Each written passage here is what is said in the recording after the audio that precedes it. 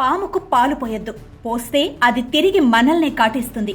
ఇది కొన్నేళ్ల క్రితం వైసీపీ నేతలను ఉద్దేశించి చంద్రబాబు తెలుగుదేశం నేతలకు చెప్పిన మాటలు.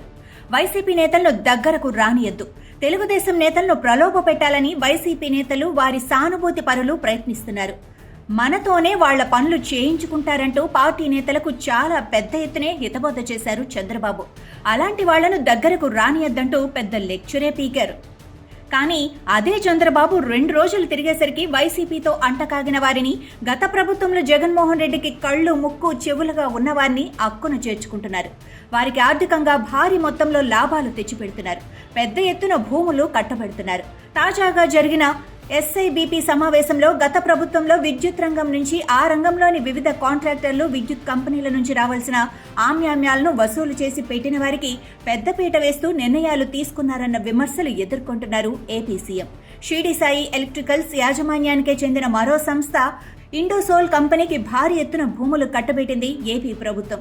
1 కాదు 2 కాదు, ఏకంగా 58,469 కోట్ల రూపాయలతో ఇండోసోల్ ప్రాజెక్టు పెట్టుబడి పెడుతోందని దానికి ఆమోదం తెలిపింది ఏపీ ప్రభుత్వం. కూటమి ప్రభుత్వం SIBP సమావేశంలో 1,19,659 కోట్ల రూపాయల మేర పెట్టుబడులు పెడుతున్న వివిధ సంస్థలకు గ్రీన్ సిగ్నల్ ఇస్తే, ఇందులో 58,469 కోట్ల రూపాయల పెట్టుబడులు పెడుతున్న ఇండోసోల్ ప్రాజెక్టు కూడా ఒకటి. ఓ విధంగా చెప్పాలంటే ఇండోసోల్ కోసం లేటెస్ట్ SIBP సమావేశాన్ని ప్రభుత్వం పెట్టినట్టుగా కనిపిస్తోంది.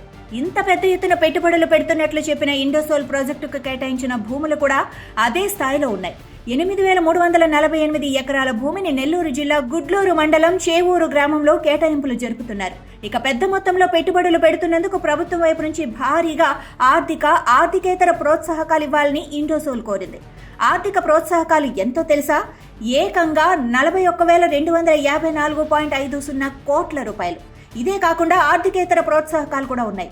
వీటిలో ఇండోసోల్ పెట్టిన మెజారిటీ ప్రతిపాదనలకు గ్రీన్ సిగ్నల్ ఇచ్చింది ఏపీ ప్రభుత్వం. ఈ స్థాయిలో జగన్ కు బినామీ అనుకున్న సంస్థకు ఎలా కట్టబెడతారనేది ఇప్పుడు తెలుగుదేశం సర్కిల్స్ లో జరుగుతున్న చర్చ. పోనీ ఇదేదో పై స్థాయిలో జరుగుతోంది, చూసి చూడనట్టు పోదామన్నా వీల్లేని పరిస్థితులు కల్పిస్తోంది ఇండోసోల్ సంస్థ.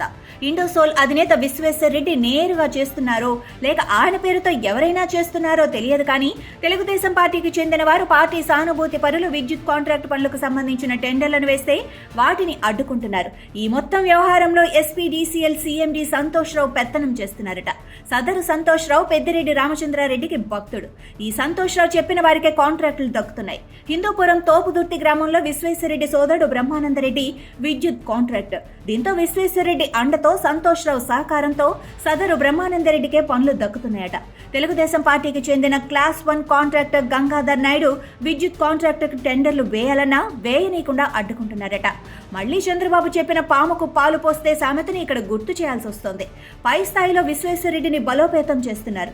క్షేత్రస్థాయిలో టీడీపీ వాళ్లను కాదని విశ్వేశ్వరరెడ్డి తమ్ముడిని బలోపేతం చేస్తున్నారు. వీళ్ళు ఆర్థికంగా బలోపేతమై అమరావతిలో కూర్చున్న విశ్వేశ్వరరెడ్డి చంద్రబాబుకు, లోకేష్ కు ఎత్తు పెట్టడమో, హిందూపురంలో బాలయ్య సీటుకు ఎత్తు పెట్టడమో చేయరని గ్యారెంటీ ఏంటి అన్న చర్చ జరుగుతోంది. పాము పాలు తీరి చెప్పడం కాదు, పాటిస్తే ఇంకా బాగుంటుందని తెలుగుదేశం కేడర్ లీడర్లు విసుక్కుంటూ సణుక్కుంటున్నారు.